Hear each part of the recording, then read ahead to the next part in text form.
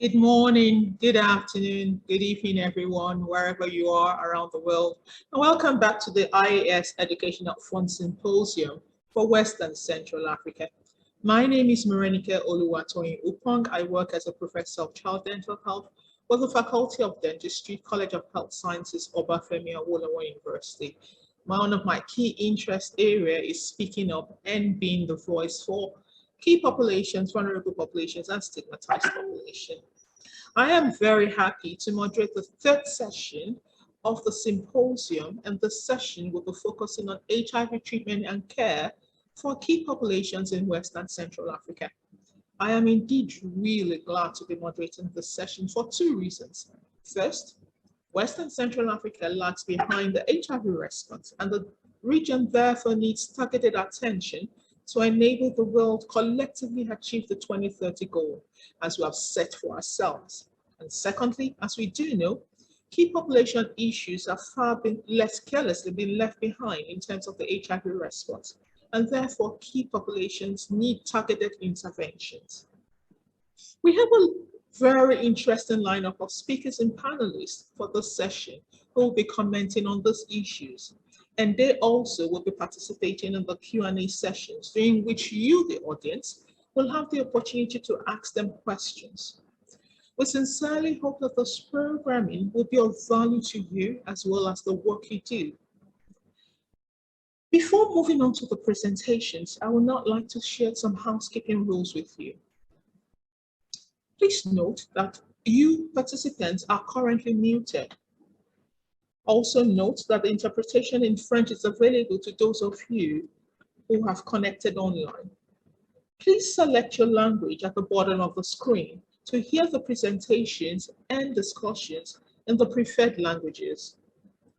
I invite all those of you that are connected virtually to also please introduce yourself by typing in the chat box that is at the right underneath the screen, and you will then be able to send messages shown in the interaction box on the right of the screen. Please type your name first and then your last name next. Please also share with us the organization you work and the country where you're from. And let's use this opportunity to please connect and get to know each other. If you're having technical issues and you're unable to see the chat box, I would like you to invite you to change your internet browser and to select all cookies to be able to interact with the speakers when entering onto the platform. Also, please use the same chat box during the question and answer sessions. That way you will be able to share with us whatever questions you have. And that question and answer session will take place right after the presentations. You are also welcome to share comments in the chat box also. Next, I would also be sharing with you information about the membership offer. As an active participant of the IAS Educational Fund for Western Central Africa Symposium, you have the opportunity to receive a special IAS membership offer. If you buy a one-year membership, you get 6 months extra for free. And if you buy 2 years membership, you get 1 year extra for free. To take advantage of this offer, please send out a mail to the email that you're seeing on your screen. That's memberservice@iassociety.org. And please send that email along with a request. Now it's my pleasure to introduce our speaker for this session. Before you on the screen, you'll see the lineup of our speakers. This includes the main speakers as well as the panelists. I would like to introduce to you the first speaker in the person of Regina Oladukone, who is a professor of pediatric infectious disease, as well as the head of Department of Pediatrics, College of Medicine, University of Ibadan, and the University College Hospital Ibadan. She coordinates the pediatric HIV program at the University College Hospital Ibadan. She's also the foundation chair of the Antimicrobial Stewardship Committee of the University College Hospital Ibadan, as well as the vice chair of the Child Tuberculosis Steering Committee of the Nigerian National TB Program. She is also a member of the National TB HIV Consultative Forum, as well as the Pediatric HIV Stakeholders Committee. She leads the TED Fund project on molecular epidemiology of multi-drug resistance organisms, invasive diseases in children at the University College Hospital, as well as the Center for Innovation in the Point of Care Technology for HIV Lab project. Regina will be presenting on the topic, treatment and care for adolescents and young people in West and Central Africa. Regina, you do have the floor for the next 10 minutes. Thank you.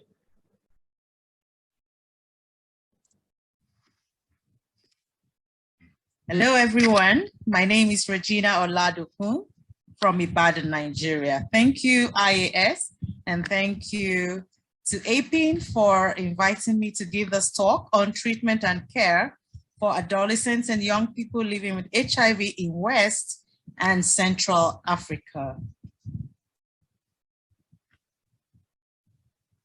So this is my outline, and let's get on so that will save some time. So we have for 2020, the report we have is that there's a high burden of HIV among adolescents and young people. These are individuals aged between 10 and 24 years. So globally, we had 410,000 new infections in these individuals, and 89% of them reside in sub-Saharan Africa. When it comes to coverage for antiretroviral treatment, only about half, 54%, have received antiretroviral therapy, as against the adults who have a coverage of 74%. West and Central Africa, they are lagging behind with 43%. So the photo shots depict what I was just talking about.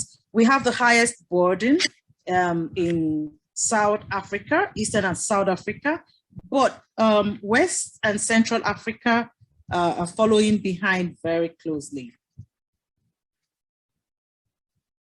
There are peculiarities, unique issues among people, among the adolescents and young people that we're discussing today. And when they have HIV, that's actually like more problems. So they might have lost their parents. They're grappling with issues of puberty, coping with antiretroviral therapy drugs, disclosure stigma. And don't forget, these people they're not adults, they're not children. The unique issues they face need to be treated adequately. They need respect, and we have to be confidential about how we treat their issues. So antiretroviral therapy, we now get on to how do we manage these adolescents and young adults. So the goal of antiretroviral therapy is to suppress the virus to undetectable levels. And the test and treat strategy is where we need to diagnose HIV early, we need to detect it early, initiate antiretroviral therapy, which is going to be given lifelong, irrespective of the CD4 count or even the clinical stage. And the preferred regimen for now, we have tenofovir, lamivudine, and dolutegravir. And we use viral load for monitoring for success or failure. This next slide, so just remember, we have the two the nucleoside reverse transcriptase inhibitors with DTG in a pill of TLD that is taken once a day. We need to optimize to DTG. We need 100% optimization. There are a lot of advantages for using DTG. It has high efficacy rate, shorter time to clear the virus. It has reduced potential for drug interactions. It has reduced also potential for drug resistance, and it's cost effective. So how do we know when a patient is doing well? when we have virological suppression, viral load less than 1,000 copies, it will say it's undetectable when we have less than 50 copies. Between 50 and 100 is a gray zone of low-level viremia, where a lot is still being studied about it. But virological failure definitely is when the viral load is above 1,000 copies per mil. And this utility tool, the graph showing a patient that has treatment failure, the red depicting the viral load. That's the utility tool that APIN, that's supporting my site, has given us to use to monitor the patients. Antiretroviral therapy, another update is antiviral therapy when there's TB co-infection. We need to rapidly initiate ART. Previously, we would have initiated after 8 months, and then it came down to 2 weeks when the CD4 is less than 50 cells per microliter, but now the WHO has updated it. There's no need for using the CD4. Any patient that has TB co-infection with HIV, we need to initiate antiretroviral therapy rapidly, except caution here, when we have symptoms of meningitis. This photograph is TB depicting expanding CNS lesion with iris. So for the routine monitoring, I talked about viral load monitoring, but one of the updates is that the point of care viral load testing can be used. Some sites have actually introduced this, but I know it's not very widely used so far in Central and West Africa. But the good news is that it's highly sensitive and specific, and we're looking forward to getting more programs roll out the point of care viral load testing. Let's not forget that adherence counseling is very important all the time. So this algorithm is for treatment monitoring. The update again from the WHO 2021 that categorizes the patients into the viral load levels. But I just want to point out the issue of switching to appropriate regimen when a patient has failed. Just let's make sure that we have managed the treatment failure. First, is the patient taking the antiviral drugs adequately? We need to make sure of all that with appropriate psychosocial support, and then we consider and plan for third-line therapy. Many countries have rolled out the third-line antiretroviral therapy plan and drug resistance testing. Unfortunately, is not widely available. Nigeria, for instance, has a committee that one can send the request to, and there's still issues around drug resistance testing, but that is the ideal. So there's a national package of care for this group of patients. Nigeria has such a package, and it provides a guide for the implementation of a standardized package of care, and it focuses on provision of adolescent-friendly services as defined by the WHO. So the pillars, some of the pillars, the minimum that should be in this package, I'll just point out some. We need to strengthen the clinical care, of course. We have differentiated service delivery where we could give multi-month dispensing. The psychosocial support, the importance cannot be overemphasized. Then transitioning to adult care. It's not the day the child, the adolescent has turned 15 years that we transit to the adult clinic as we usually do. We need a minimum of a year, for instance, and start preparing even much earlier. When they turn, when they become adolescents, we need to really start preparing them to transit. Then we have other aspects of this, the pillars. We have community linkages and retention. So just to talk a little more about the differentiated service delivery. Just note, we don't devolve to DSD for children that are less than 5 years old for obvious reasons. And we need to categorize patients into their clinical status, whether they're stable or they have advanced HIV disease. Transitioning to adult one, make sure there's coordination and continuity of services.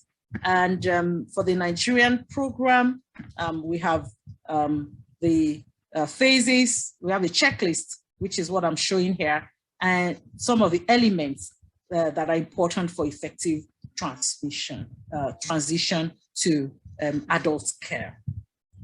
So there are some pair-driven adolescent HIV models. I have some of them here, but I'll just point at Operation 000.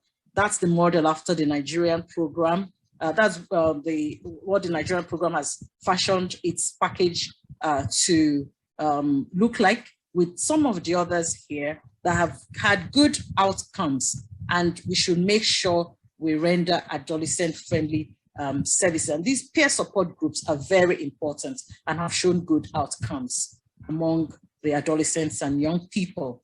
And I talked about psychosocial support earlier. Advanced HIV disease, we must screen all these patients, either new patients or when they are re-entering the program at each point, actually. So that will make sure that we investigate and confirm that they have advanced HIV disease and treat them appropriately. We need to initiate treatments rapidly.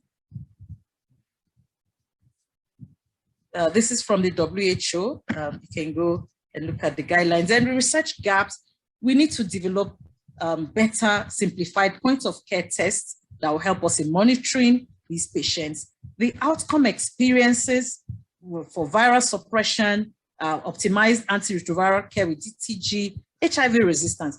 Do we know how many of these patients have accumulated resistance strains before we even started them on DTG? We don't know. These are all the issues we need to investigate. And of course, friendly services, the adolescents and young people friendly services, we need to do more work on retention and treatment interruption.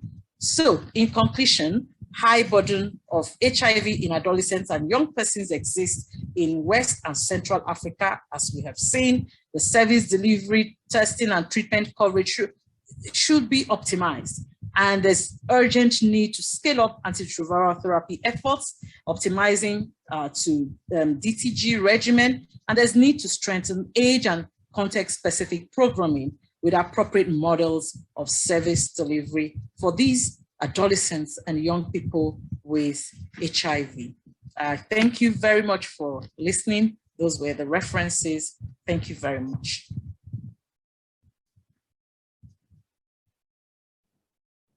Thank you, Gina, for that very interesting presentation. I would now like to introduce a second speaker for the session, and the person of Rachel Mudekariza. I apologize if I didn't pronounce that properly. Rachel is a medical doctor with more than 17 years experience in the HIV field. She holds an MPH degree and has particular interest in HIV and maternal and child health. She has been working with ICAP for the past 11 years and currently serves as the CQ Senior Regional Clinical Advisor for West and Central Africa. I'm working with ICAP in Abidjan, Cote d'Ivoire. Rachel will be presenting on the topic, differential service delivery, successful stories from the pandemic, and thereby building on what you have heard from Gina. It is my pleasure to welcome Rachel to speak on the topic. Rachel, you have the floor for the next 10 minutes. Thank you. Good morning, good afternoon, good evening, everyone. My name is Rachel Mudekariza. I am with ICAP and Columbia University as the CQ Senior Clinical Advisor for West and Central Africa. I would like to thank IAS for the invitation to the ICAP CQ project to make this presentation on differentiated service delivery, success stories from the pandemic.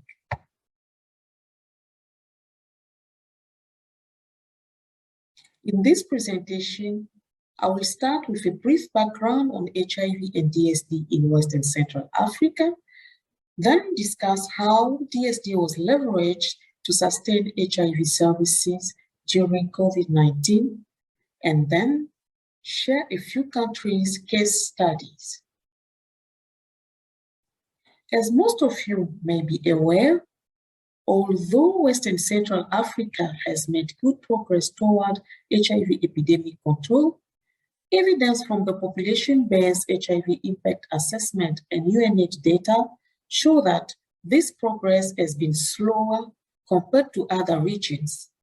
This is a result of complex and unique challenges in the sub-region that include weak health system, high level of stigma, user fees, conflict, and inconsistent political commitment.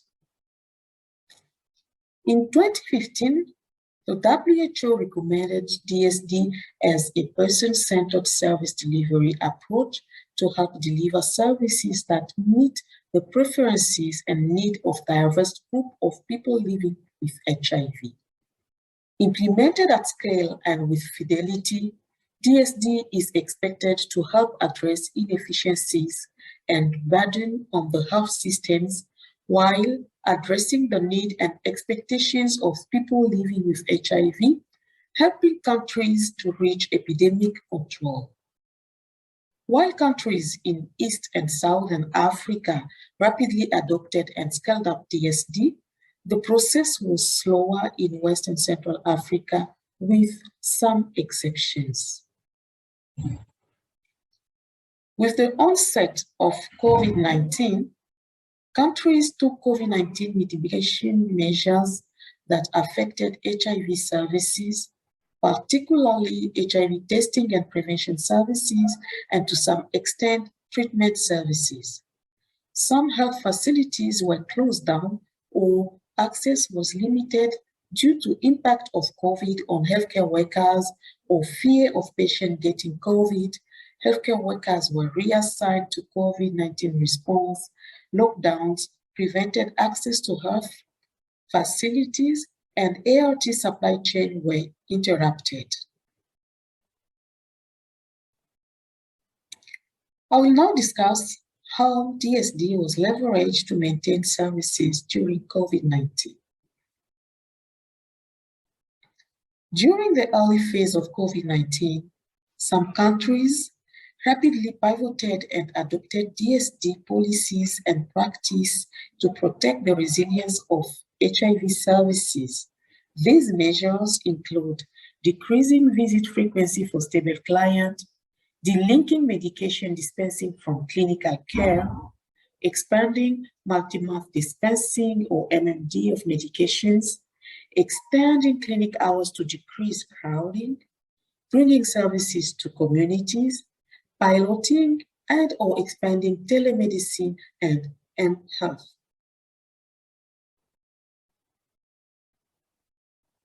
The HIV Coverage, Quality and Impact Network, SIQUIN, a 21 countries learning network designed to accelerate implementation of high-quality DSD, also pivoted using its multiple learning exchange platforms to facilitate diffusion of country innovations on DSD and COVID. Lessons from SIQUIN network countries as shared at the Virtual AIDS 2020 poster presentation revealed that all 14 countries, mostly from East and Southern Africa, who were members of SIQUIN at that time, had made substantive changes to their national DSD programs within weeks of the first report of COVID-19 in sub-Saharan Africa. 10 countries expanded MMD eligibility, including 6 countries that permitted MMD for people newly initiated on ART, and 4 that waived requirement for viral load suppression for people on ART. 7 countries adopted MMD and 9 enabled MMD for TB preventive treatment. Countries also expanded clinic hours and expanded community and home-based service delivery. This data from PEPFAR-supported programs shows how pre-MMD has expanded since the advent of COVID-19, doubling in just 2 years from the baseline of first quarter FY 2020 to last quarter in FY 2021. On this slide, from the same PEPFAR-supported countries, it is important to note that viral load coverage, the chart on the left, and viral load suppression, the chart on the right, were not adversely affected with the rapid scale-up of MMD. These findings address the concerns of some key stakeholders, such as healthcare workers, that MMD could negatively impact treatment outcome. I will now use my next 3 slides to share a few country-specific examples on DST innovations in response to COVID-19. In Nigeria, the main innovation was a rapid pivot to community-based models in some of the high disease burden states such as Akwa Ibom. About 80% of people on Earth are now receiving ART services through diverse community-based models such as home delivery and community pharmacies with 99% 12-month retention and 98% viral load suppression. Côte d'Ivoire also expanded and diversified their DST models. They expanded DST eligibility to new groups that were previously exempted from less intensive DST models and expanded community-based ART services. Key enablers for this adaptation include strong policy support as well as community engagement, motivation and commitment of healthcare workers, sequin network participation.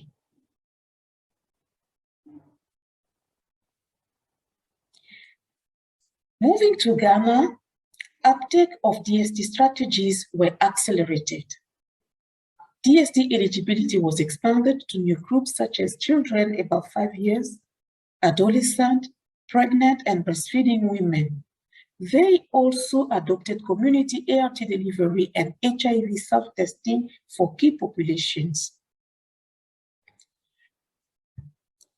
So, in conclusion, although West and Central Africa was initially slow in adopting DST models, the advent of COVID-19 has catalyzed uptake and innovations of DST models. While contributing to building the resilience of HIV programs in the context of COVID, these adaptations will likely contribute toward HIV epidemic control. I would also like to highlight the contribution of country-to-country exchange like sequin in accelerating diffusion of innovation, as well as the importance of engaging communities and recipients of care in planning, implementing, and evaluating new models. Merci beaucoup. Thank you for your attention.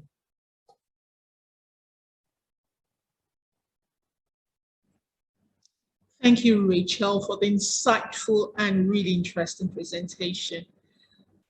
I'd like now to move on to our panel discussions on key populations and COVID and how to ensure no one is left behind.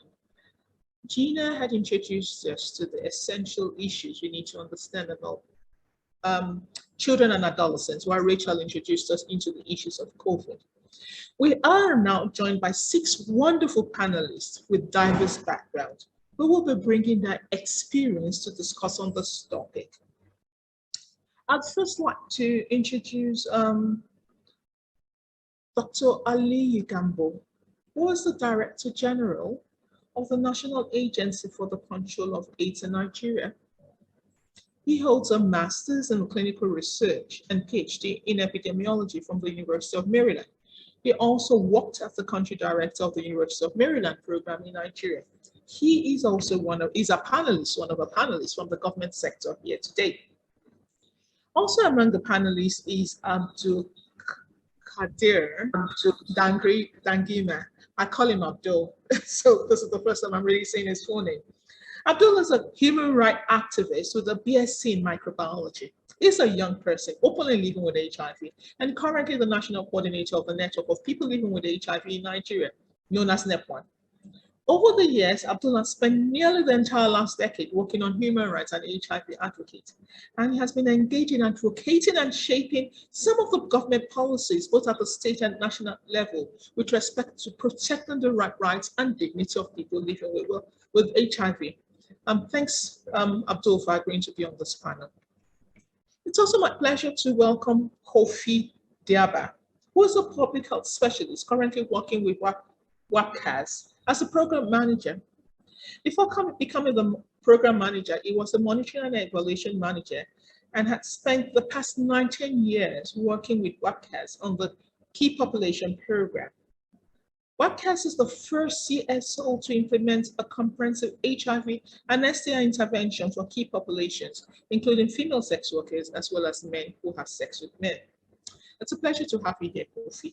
Also a pleasure to have you here, Olakunle Ogini, who brings on the face of the researchers to this panel. He's a lecturer and an honorary consultant psychiatrist with the Obafemi Awolowo University, Ile-Ife, Nigeria. His research has focused on the correlates of physical and mental well-being of lesbians, gay, and bisexual individuals. Recently, he used genetically sensitive designs to further explore this relationship. You also welcome Yusuf Hassan Wahad, who is a young pharmacist, Nigerian, and with experience in public health advocacy, policy, and research. That's an excellent combination, if you ask me. He's also a global advocate for HIV cure and anti-drug abuse campaign. He graduated from the Usman Danfodio University in Sokoto, Nigeria, and is currently an executive assistant to the Society for Family Health in Nigeria. He's an alumni of the AVAC IS 2022 Advocacy for Cure Academic Fellowship, which is a Young Ambassadors Program of the International AIDS Society. He has also undertaken the virtual internship program of West African Academy of Public Health, a flagship program of the West African Institute of Public Health, as well as a pharmacist leadership stimulants program. He's also a volunteer for multiple organizations like the UN, as well as a Slum to School project in Nigeria. Last but not the least is Olushola Sanwo, whom I welcome. He is also a public health physician with 18 years experience in the clinical care and management of HIV, tuberculosis, and other infectious disease. Olushola possesses an MPH from the Harvard University and a medical degree from the University of Ibadan. He also leads the planning and implementation of Sustainable Financing Initiative, a USAID-funded health financing intervention that is aimed at increasing the private sector investment in the provision of HIV services. Olushola is currently the Director of Prevention Care and Treatment in the APIC Active 2 project, for which FHI 360 is the lead partner. Once again, I welcome the 6 of you to this panel. I would like to go to ask my first panelist who represents the government in the person of Aliyu Gambo a question. And my question is, how can the government ensure access to healthcare services and palliative measures for hard-to-reach populations during the COVID-19 pandemic? Thank you. Over. Thank you, Morenike, and good morning to the co-panelists, and afternoon or evening, depending on where you are calling from. Well, it's I think very interesting question in the sense that Nigerian model was a model that was just conscripted because of the exigencies of COVID-19, and it ended up working because Nigeria has the highest or the largest net new in terms of people identified and linked to care during the COVID-19 pandemic. So in terms of the countries globally that were resilient to COVID-19, HIV program that were resilient to COVID-19, Nigeria was top among the list. Prior to the COVID-19 pandemic, we were on average identifying between 50 to 60,000 individuals and linking them to care. So just before COVID struck, we move into the community, a program we call Surge ART. So with COVID-19, we ended up potentiating that Surge ART at community level because you get to realize that one, all the facilities or most of the facilities where HIV programmings are done were occupied by COVID-19 or were affected by COVID-19 because They were either used as places where COVID-19 patients are kept, or they were locked down because of the lockdown. So they were closed because of the lockdown. So either way, services moved from the facility to community by default. And what we did was to engage civil society organization, network of people living with HIV/AIDS, the IPs, and included the key affected population, different communities, and provide pass to them, which means despite the restriction and despite the lockdown, they can move freely and they can deliver services. And it worked. And this in addition to what we call integrated services. During COVID-19, we provide services that focuses on looking out for COVID, at the same time testing individuals to see whether they're infected with HIV. And for those of them that are coughing, actually, the COVID cases, if they don't have COVID, they may probably have tuberculosis. So we were looking at virtually these three diseases at the same time at the community level. So this all help in providing some kind of additive effect to the prevention and treatment services. Why? Because we're doing the testing, we're providing prevention services. At the same time, we're identifying individuals and we're linking them to care. And those that are linked to care, we are using the part of what Rachel has talked about, the multi-month dispensing, community ART refill. We're using it to service those that were already, on our radar, individuals that have been identified and they have been receiving treatment at various facilities, but now cannot access those facilities, either because the facility is taken over the COVID-19 isolation center, or the facility is no longer functioning because of the lockdown. So either way, these services were taken to the community by the community themselves. Network of people living with HIV/AIDS, taking medication, and not only medication, also hygiene products, face masks, sanitizers, and also as education, making sure that individuals who are infected with HIV have maintained the social distancing and avoid crowd, except if it is necessary. Because then we don't know what effect COVID-19 might have, on people that have HIV. So the dual occurrence of COVID-19 and HIV on an individual, outcome we don't know, and we were very afraid.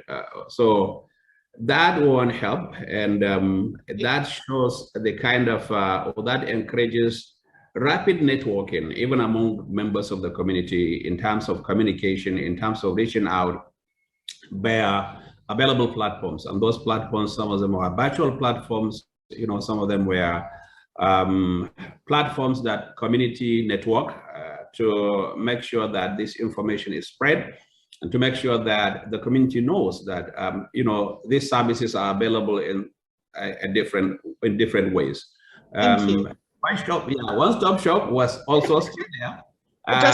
Just a minimum 30 seconds more here. One-stop shop was there, and it was even existing before the COVID-19, and we only got to increase the numbers. I think when we started, we had about 10 of them. Now we have more than 100 of them all over the country. Yeah, so all the services were accessed, and were given in an integrated fashion, and it happens to work in the sense that we just saw the numbers jumped, and we couldn't even imagine. But at the same time, we were not oblivious of the fact that UNED had this warning: treatment interruption for more than 6 months, could, in one of their modeling, could result in doubling of mortality among people living with HIV/AIDS. So we were really very concerned about that, and we were seeing how to activate all available services in the community ART refill, using people in the community, civil society organization, network of people living with HIV, taking medication to the community and also to homes or houses, people living with HIV/AIDS, and make sure that they have the multi-month dispensing and they have their refill at community level. So excellent. let me, excellent. And thank you. Thank you. Thank you. I mean, that's an excellent leeway to go to Abdul, who will be talking about the many things you referred to, their excellent piece of work during this period. So Abdul, I would like to ask you, what are your experiences, or what experiences did NEPWAN as well as the civil society you worked with during the COVID in terms of key populations' access to healthcare services during COVID-19? Ali, you had actually alluded to some of this, but would like to hear from you in the next 4 minutes. Thank you. Thank you very much, Prof. I think it is important to actually note what my brother Gambo has said, especially in terms of the effort Nigeria has made, despite the fact that we experienced a lot of challenges during the COVID pandemic, and also a quite number of people were also placed on treatment, which has accelerated the number of people on treatment in the country, which has also placed Nigeria among the top country who has responded to HIV epidemic during the COVID pandemic, which are also a dual diseases. But coming to experience challenges by key population generally, COVID-19 has actually increased the existing barriers and challenges faced by key population in Nigeria in terms of access to HIV care. And also looking at during the lockdown, at that particular time, a quite number of issues has really gone down. Nobody is going anywhere. A lot of business, and there were a lot of human rights with compounded economic hardship and the loss of job, which has actually have impact considerably among the key population community.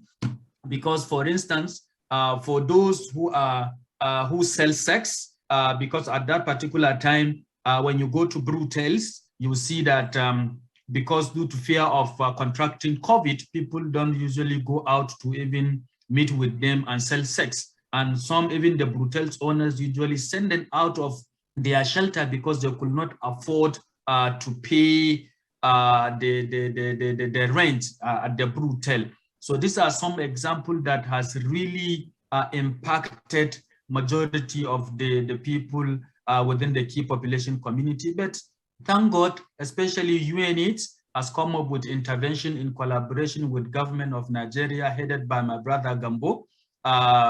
A quiet number of interventions, both for people living with HIV and key population, were introduced, and it has really improved and enhanced people to have access to care, especially in terms of a community pharmacy where drugs are being delivered to people. And also within the community, our members have also continued to provide index testing and referral also, where people are also initiated despite the fact that there is that lockdown. And what good thing that DG Naka has done was he gave us a letter that gave us a pass anywhere we are as community people to be able to go and take commodities to our people so that no one will continue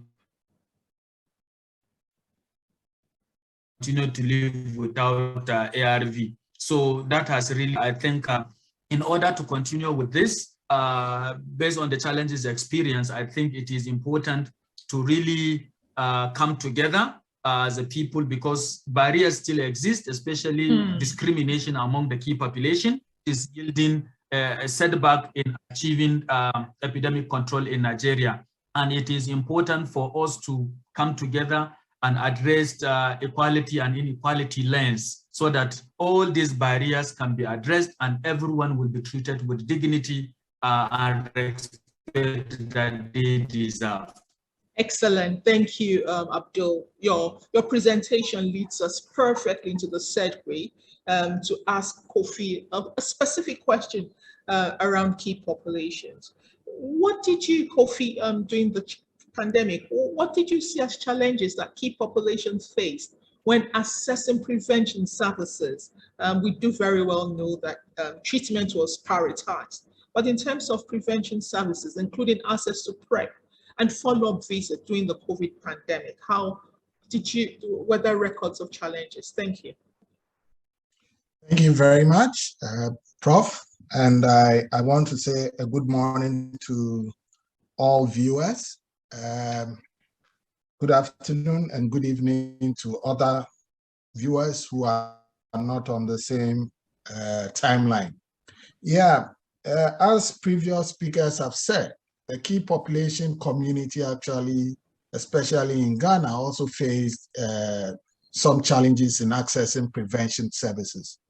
Let me say that currently in Ghana, it is the Global Fund that is supporting majority of the key population programming, which is based on community outreach programming. So that alone should tell you that in the wake of COVID, restricted movement and all of that limited prevention activities because volunteers from the community could not easily go to reach out to their community members in the communities because restrictions were there on movement. Also, the issue of stigma became double because key populations, specifically female sex workers and MSMs, were linked to HIV spread, and therefore they thought that COVID coming in gave them a double stigma, and so some went even further underground. So these issues actually affected, for example, also importation of drugs for PrEP, HIV self-test, condoms. All of these were affected because of the COVID freight and all other things. And so it became a challenge to get these commodities for the community to do their work. And then limited income, not having clients and all of that. So you realize that the gains made with prevention was now being eroded because with limited funds, key population members, sex workers would then have to go back to risky behaviors. But let me say that with the support and collaboration with the Ghana Health Service, some mitigation interventions were brought on board as quickly as possible, making sure that we did mobilization of commodities across the countries to places where there were shortages so that we could beef up these commodities like condoms and medication. Also, we had immediate intervention for COVID in some of these places, giving community volunteers some PPEs, face masks and sanitizers to ensure that they are able to move freely and be able to deliver on their mandate as community volunteers. We also tried to do some food packages for the lockdown communities with the support of the Global Fund so that these communities will not feel hungry, will not feel that because of that they had to take some measures that we rode against May. Let me say that this brought us to that realization that there was the need to have an economic empowerment for the key population community, and processes are far advanced to empower the communities to avert similar situations in the future. So let me say that we've had a very good collaboration with the Ghana Health Service to ensure that prevention activities continued in the communities, even in the face of COVID. Thank you very much. Thank you so much, Kofi. Thanks for those beautiful insights. I'm sure we'll have a lot to discuss about this during the Q&A session. It's now time to move to Dr. Ogini, who will bring maybe some statistics or some research information for us in terms of what has happened so far with the pandemic. Kule, what for you were the pushbacks and what were the enhancers that impacted HIV testing and treatment coverage among all categories of key populations in Nigeria? during the pandemic. 4 minutes, please. Over. Yes. Can you hear me, please? Yes, you're clear and loud. Yeah. Yes, thank you very much, IAS, for inviting me, and to everybody, good morning, good afternoon, and good evening. To answer the question, I would look first at the potential pushbacks or at the pushbacks, and then discuss very briefly potential and answers. With regards to pushbacks, broadly speaking, my observations have been that seeking for testing, for example, is a function of individuals' risk perception. And risk perception in turn is a reflection of the amount of information available to the individual. So one pushback related to that is that many individuals who are members of key populations, specifically men who have sex with men, do not have sufficient information about HIV transmission and prevention that is targeted at them, as well as the options for testing. And related to that, even when people need to test, the places to test include the hospitals and other specific sites. And because of the stigma targeted at individuals who are same-sex attracted, that is, who identify as being gay men or bisexual, they tend to avoid hospitals. And again, their concern is based on research.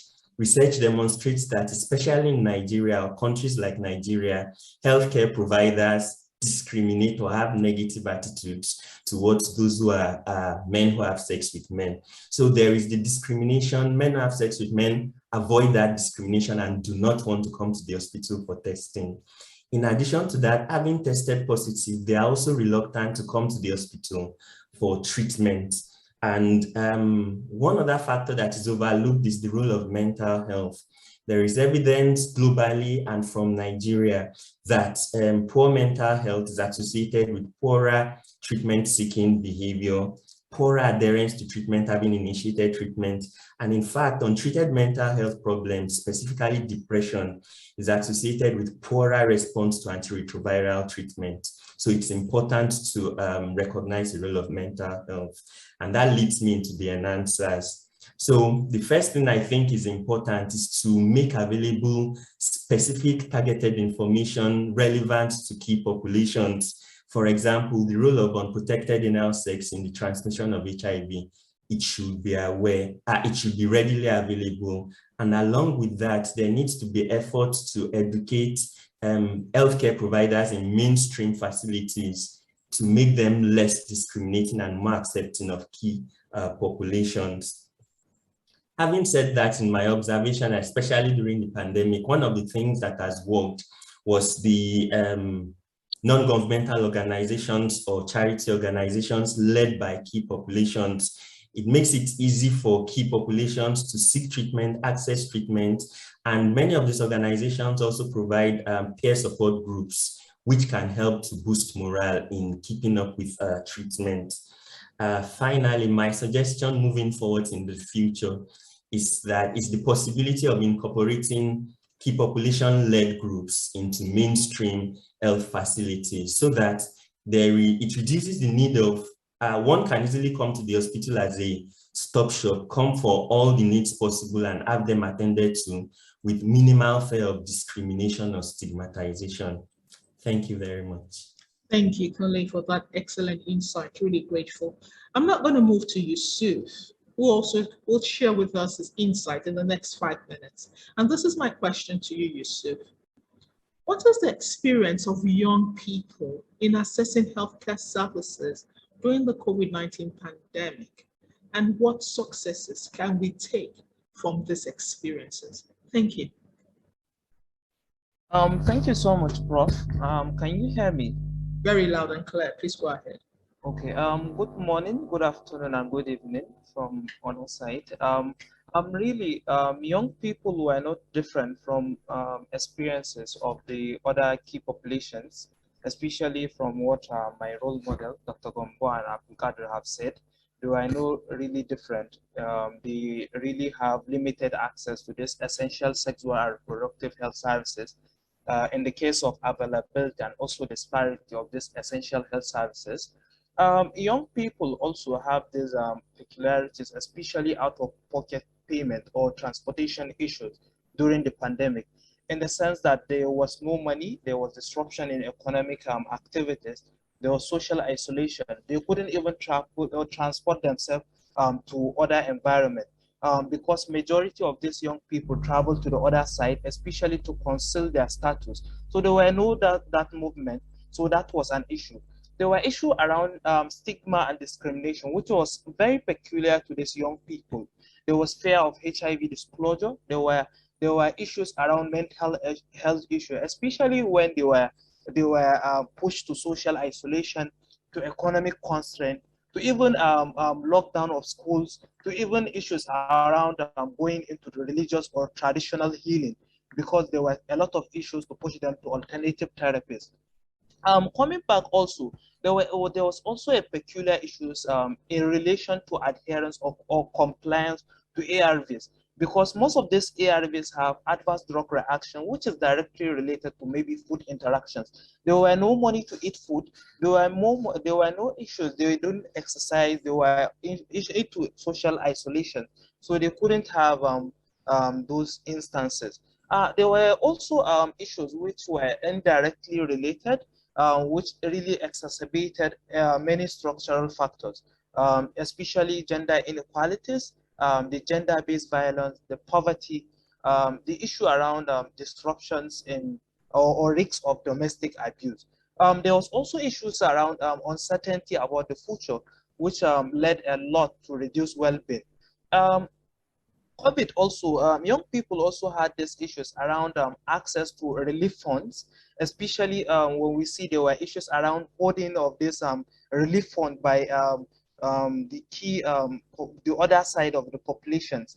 And also the last barrier or issues I actually brought out was the issue around participation of young people, especially in meaningful engagement around advocacy, decision making, and policy, not really pushing them around the key people that do the main thing in the community, but we need to bring them on table. Successes, I could say, there were a lot, because young people were really advocates, they were really healthcare workers, they were activists, they were innovators, they were social and community workers. So they play a role in that sense, and it's really amazing. When you look around proactiveness, especially the transition to self-care, I could say young people really showed they are the future of HIV response in that regard. There were issues around new innovation, which really created demand and linkages. The issue around what Dr. Gombo said around innovation techs and issues. Young people actually innovate in the sense that there were a lot of social media apps, there were a lot of chat apps, there were tracking issues and a lot. And also, okay. There were also this DSSD models which youth were into. So on a last note, I will actually like to say young people need to be pushed into the car, into the front seat, at least to give them support for this meaningful engagement and also leadership related processes. So over. Thank you. Well, thank you, Yusuf. Really great insight. I mean, for me, a lot of learning. Thank you so much. And last but not the least is Olushola, who will be sharing with us some insight into DSD. So Olushola, I'd like to ask, how would you say the DSD experiences and lessons learned during the COVID-19 had helped with path forward in terms of ensuring that no one is left behind in this response? Thank you. Over. Thank you very much, Professor Monica. Just in addition to what my other panelists have mentioned, prior to the COVID-19 pandemic, we had started multiple DSD models along the whole HIV program, especially in Nigeria, with the goal of making HIV services more accessible to different subpopulations, and key among them also more client-focused. This was done to address institutional barriers to care, such as long life of public facilities, distance to facilities, stigma, and like what somebody mentioned, lack of calculation money. But he also promoted clients taking more responsibility for self-care and self-efficacy. The COVID-19 pandemic, which was worldwide, with the concurrent shutdowns and increased burden in the facilities, required that these DSD models be scaled up across all subpopulations for the reasons mentioned by the other panelists in the group. A concern, however, was that if this was done, it could impact the quality of services being provided to the client and also affect the clinical outcomes that were achieved. As mentioned by Rachel, this was not an unfounded outcome, because multiple studies have been done and have shown that both the quality of care and the outcomes seen in these models were at the least equal to those seen when we compare to services received in the facility. What key about that is also that the clients were also more willing to participate in these DSD models because it was more tailored to what they needed, closer to them, less cost, and of more benefit to them, and also reduce stigma, which was very key. And this also helped, it was really targeting mostly clients who basically were hitherto considered hard to reach because maybe where they were located were very far away, or they didn't have money, or different reasons why they were unable to access care. And like Yusuf mentioned, especially the young population. These were all reasons where DSD models were really quickly adopted in these particular aged subpopulations. I would expect that these models could be sustained and further scaled up. And this would significantly support the goal of ensuring that no client is left behind, because the closer the services get to the clients, the more people that we can put in care. One caveat, however, is ensuring that the cost effectiveness and thus the sustainability of these models, especially the community DSD models, is maintained. And this can only be done by prioritizing integration with other community structures.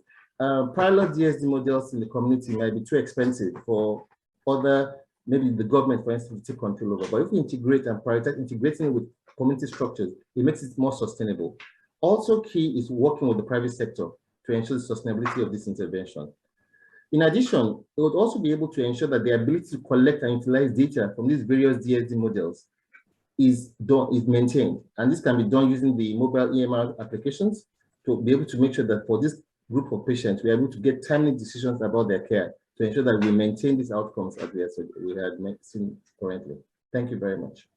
Excellent, excellent, really insightful, Lucilla. And thank you every single panelist for the insights you've shared in terms of the topic for today and how to ensure that no one is left behind in the HIV response in Western Central Africa.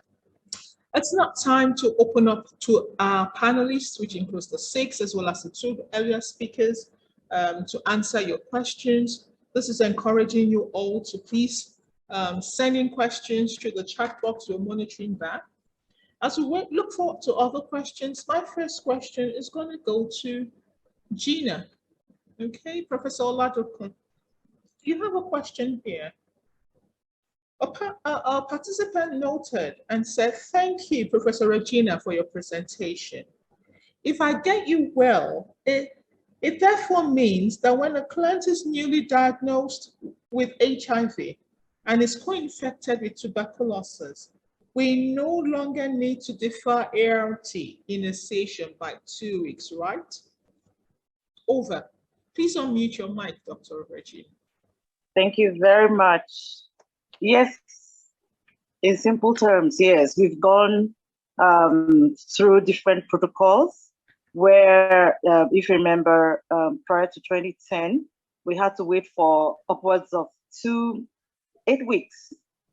And then it was brought down to about 2016. The protocol was, okay, if the patient is severely immunocompromised with CD4 less than 50, you'll need to start before 2 weeks, but otherwise you may have to start within 8 weeks. But now it's if any patient at all is diagnosed with TB, as long as there's no meningitis, no features to suggest meningitis, we need to rapidly initiate ART for better outcome. And programmatically, it's less confusing, and then we don't lose the patients to follow up. Excellent. Thank you for that question. I'm going to ask a few questions to our panelists. I'll start from Olushola. I mean, I felt taken in by the fact that you could show to us that the DSD model was able to reduce the impact of stigma and discrimination on treatment access. This has been a long challenge. Every time you keep looking at the profiles and the stories, stigma and discrimination be enacted or assumed. I would like you to tell us a little more, expand on your excellent presentation on how one working with the private sector can help us further implement or scale up DSD, as well as your reference to cost effectiveness. How do we continue to promote? What platforms do you think we can use for the integration so that we can scale up DSD? Thank you. Over. Thank you very much. There are multiple questions, so I'll try and take them in the order which I had there. The first one was about do we address stigma and discrimination? I will use an example of the community pharmacy model, whereby patients go to a community pharmacist or a private pharmacist, as may be called in different countries, to receive the ARV refill drug. These are locations whereby everybody goes to, not just people with HIV. And they go there, pick up their drugs. Nobody knows why they're going in there. Nobody knows what they're going to do there. They just go there, pick up the drugs and leave. This already reduces stigma and discrimination because everybody there in the community, so which means people can receive services right where they stay. You don't have to travel long distances because they want to go and receive services, and this will reduce the stigma. So there's no problem. You don't have to take time off work to say, I want to go for a visit and travel 50 kilometers just to get your ARV refills. You can go next door at home at 9 p.m., pick up your drugs and go back home. Key. Now, regarding the sustainability component, cost effectiveness really is very key. And this is not because of the implementation now, but because of the future, what happens when donor funding plateaus or goes down, whatever happens. And one of the things we look at is how do we do this? And looking at locations within the community, for instance, one of the things we are currently doing in our program is working with unsupported facilities to provide a location where we can do ARV refills. So really they're acting as spoke models to regular hubs where people can go as a group, receive the ARV refills. Another thing is using community locations. Within communities, you have these locations which are usually like meeting points and things like that. These are locations where you can utilize to provide ARV services and work through healthcare workers in those communities to provide their services. So rather than moving somebody from a central location to go and provide ARV refills there, let somebody from that location go there, pick up their drugs and bring it back and provide those services to the client. Doing it in this approach to make sure that it's more sustainable so that if whatever donor funding ends, you can always be able to roll that out. I think I addressed 2 questions. Yeah. Or did I miss anyone else? Thank you. I think that, that's excellent insight. And I love the end about sustainability. This is the way to go if we're really going to go off eating and feeding on donors. Thank you. I'm going to ask Abdul a question from the panelists. It's open to all the discourse, but I'm first going to address this to Abdul. Abdul, the question says, people living with HIV's privacy and human rights were infringed upon during the COVID pandemic because they had to disclose their HIV status to security officers before being allowed to pass to health service facilities to access care. How was the human rights angle handled in respective countries? So I'll start with you, Abdul, in terms of how it was handled in Nigeria. And then I'm going to defer also to Kofi to discuss with us how it was handled in Ghana. Over, Abdul. Thank you, Prof.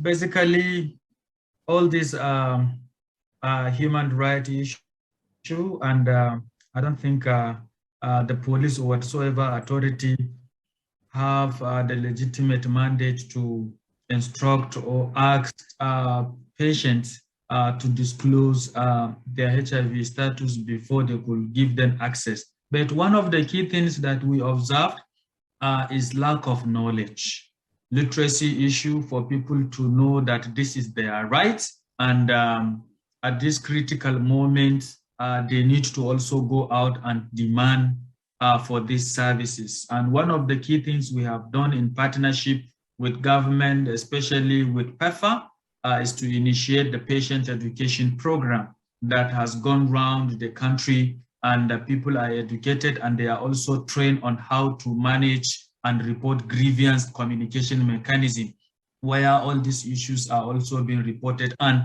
the principal officers in terms of government authorities that are part of this is the National Human Rights Commission. They have been part of it, and they are also been part of the design and the curriculum where and how these things can also be reported. And that is what we continue to do as part of a measure to address some of this. So as long as people are empowered and are informed, then they will be able to challenge, and they will not allow such a unlawful act to continue to happen, because we feel everybody have that right, and everybody's right must be protected, and they need to also stand firmly without waiting for somebody at some point to come and demand or protect them.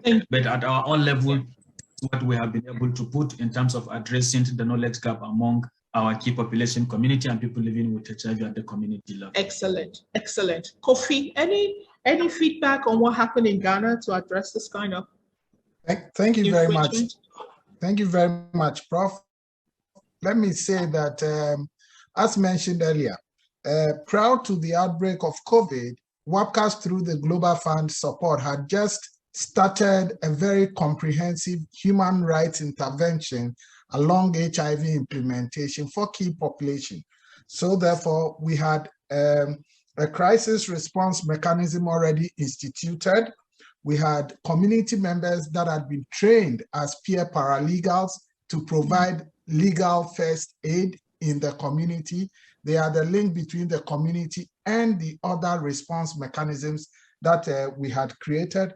We also have a team of pro bono lawyers across implementation regions who were on standby to follow up on any case of abuse that came up, so that we were able to ensure that they were worked with as quickly as possible. Then we were also collaborating with national institutions for addressing human rights abuse. We're working and still continue to work with the Ghana Police Service. We're also working with the Human Rights Administrative Unit, that is the Commission on Human Rights and Administrative Justice, SHRAD, across the country. It's a national institution. So these mechanisms were already started, and this was strengthened during the COVID outbreak to make sure that abuses are picked from the communities and quickly responses are put in place. Thank you. Thank you for Kofi. I mean, it's nice to know that countries are also using the COVID-19 response to strengthen their own system. Really, really informative. I'm going to ask you, Sue, a question based on your presentation. It was really enlightening to know, and I guess not surprisingly so, that young people really use the social media to make a difference. But we do know that there were issues around school closure. You know, and I'm not sure if you would like to share with us how the school closure that happened for a long time during the COVID might have impacted negatively or positively the youth in terms of, what it's like going forward. Over to you, Yusuf. Okay, thank you so much, Prof. Actually, locking down the school have a lot of negative issues and some side of the positive, especially in a country like Nigeria. Coming back to maybe the question you just asked them, a lot of young people rely on the money that their parents give them as upkeep, and majorly there were no jobs into the environment, especially learning new skills.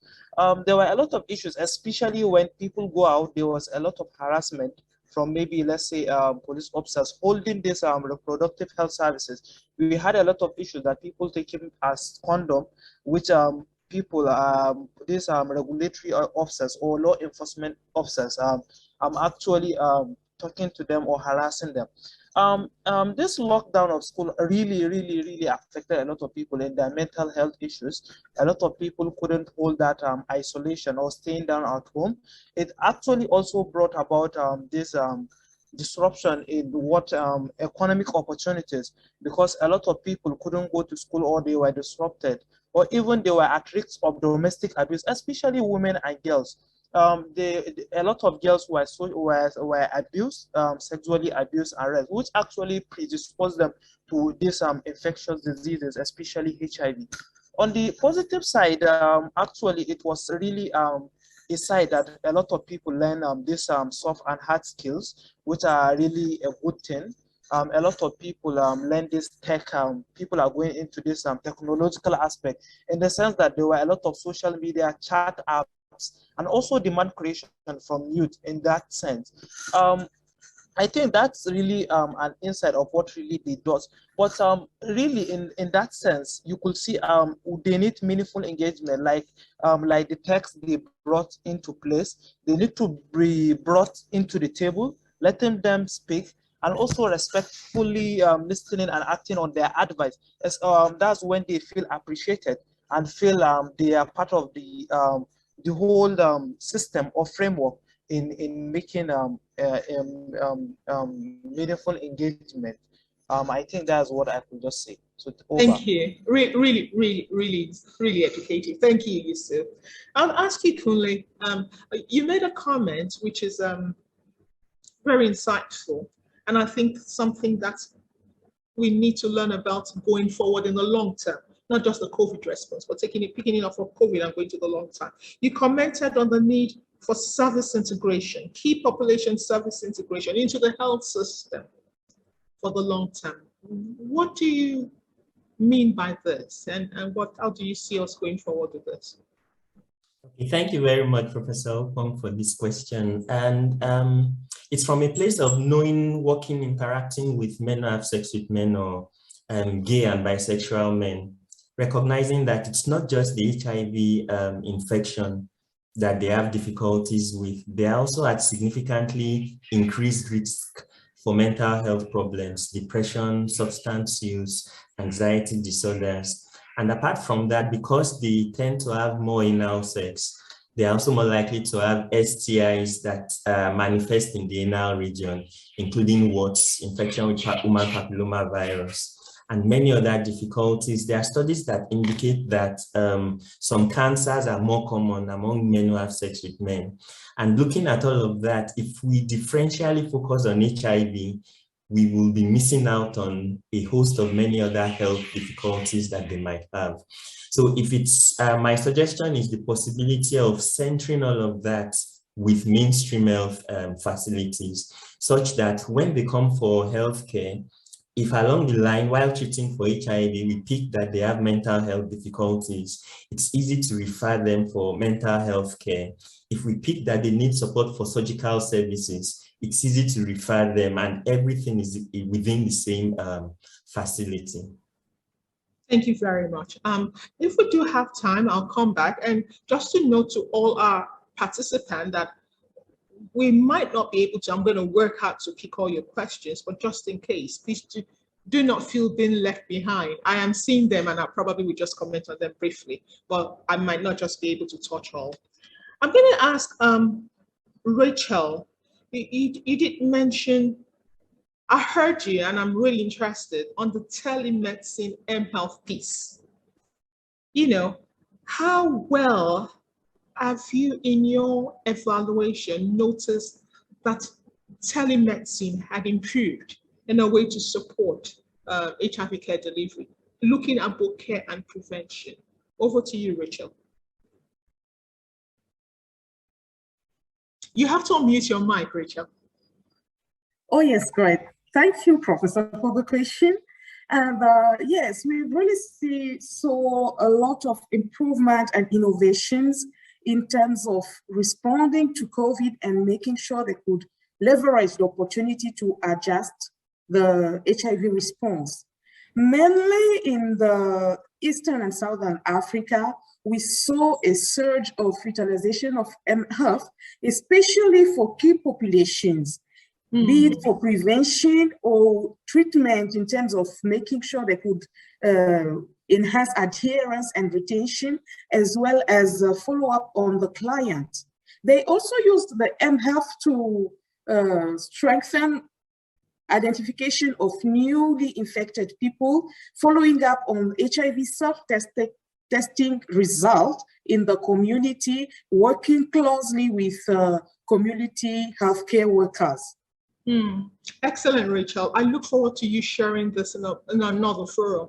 We all in other regions, I mean, other countries have to learn this, especially Western Central Africa, where we have a lot of HIV population. Yes, and I'm sure with the Secret Network, we really promote the exchange of knowledge and best practices. It will be our pleasure to make sure everyone can benefit from those good innovations.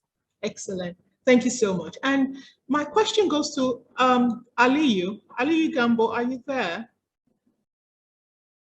If you're here, if you're there with us, would you like to unmute your mic? This question is really critical for me. Otherwise, I'll ask Rachel the question. I'm not going to leave this platform without asking about women. And I need to know how what happened to women in this pandemic. I know you've listed key populations and women are not identified as key populations, but they are key. I think they were left behind. Rachel, what happened to women during this pandemic? How were they taken care of? And is there anything we need to learn to strengthen women in their diversity, including transgenders, during this pandemic? I cannot leave here without speaking about them. Thank you, guys. Rachel. Thanks again, Professor. When it comes to women, and really we need to make more effort not to leave them behind. Right now, most of them were not eligible for any new interventions, especially like DSD models. But with the coming of the COVID response, I think many countries extended their eligibility criteria to include pregnant and breastfeeding women into their DSD models. And just recently, I think since the end of last year, as Sequin Network, we have also started having a community of practice that focus solely on MCH, DSD for MCH. So I think I can take this opportunity to make sure we invite more people to join those community of practice so that we can learn from each other how best we can improve the care that we offer to pregnant and breastfeeding women. Thank you, Rachel. Please, when you're doing this exchange, I'm really interested. Please, let's hear the voice of transgenders. The voice has so we've not heard enough, and I would want to hear how well we can manage and handle transgender women in their diversity in the Western Central African response. I have just 4 more minutes to go before we close the session, but I'd like to ask Professor Oladukone, you have a question here. It says, why is meningitis contraindicated to initiating ART in HIV/TB co-infection? Thank you. Thank you very much. When I made the presentation, I showed this photograph, the CT scan, that showed an expanding lesion. So when you have TB meningitis, studies have shown that you have a more propensity for patients to have iris. And that's why. I'd actually seen a case, it was in an adolescent, it was not a good thing at all. So we really need to avoid starting immediately. We need to give some time. Thank you. Excellent. It's about the iris. Okay, so for that question. And Yusuf, in a minute, could you help me answer these questions? Now, what measures, it's a question from the audience, what measures were put in place to see that help goes to the right people, especially the young ones who we heard, who had cases where stuffs, this COVID palliative was not able to reach this right persons, including young persons. In just a minute, if you could help me answer that question. Okay, Prof. I think this is a nice question. Mainly what I see is a problem is misinformation and also gap communication between the central government and also the key populations. I think during the COVID pandemic or during dot holding, there was a lot of representation was there in those key sectors. So there was misinformation, especially fake news around the social media, which attack everything as government, our team. And we could just do. I think the way forward is just to see we influence and put these young people in service delivery, decision making, monitoring, accountability, and even evaluation of these services, so that they know what is happening and they influence their peers in the environment to know what they will do. So thank you, and over. Thank you so much. I think this has been an excellent panel, and I myself have learned a lot. You won't believe me, I've jotted here some research topics, that wow, these are still some things that we need to know. I can't thank you all enough. Thank you all for your contributions, and the audience, thank you for your engagement. Thank you for your questions that made the session really rich. We hope that the information that we have shared and discussed during the session will help you reflect on a personal and professional level on HIV treatment and care for key populations, but also we did speak about prevention. Do not drop the prevention from your table. We can't afford to have increase in new infection. As Professor Oladukone's statistics keep showing, we are not out of the woods in Western Central Africa, but we can be out of the woods. And we can do that by also including young persons in their diversity. Once again, remember the diversity. And in speaking there, don't forget women and trans in that diversity. We'd also like to thank our participants who sent questions once again to the discussion forum. We also encourage you to share the recordings which you would receive from IAS with your colleagues who were not able to participate in the live session today. Please note that the recording will be available on the IAS Educational Fund virtual platform, and it will be available free of charge. And they also, that those your colleagues that were not here, can join that platform anytime to watch the replays, which will be available by next week. Okay, thank you all. Take care of yourself, and we hope to see you in a few moments for the last session of the symposium, which will be starting at 3 p.m. Nigerian time. That session, which is the fourth, will be focused on achieving and sustaining viral load suppression in pediatric care, the challenges and opportunities.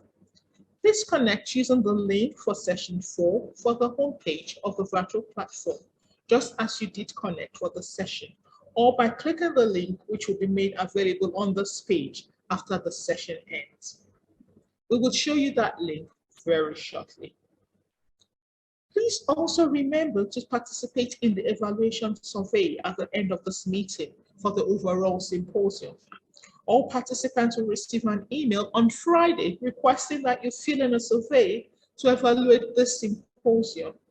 We would greatly appreciate your feedback, which would help us to continually improve our symposiums in the future.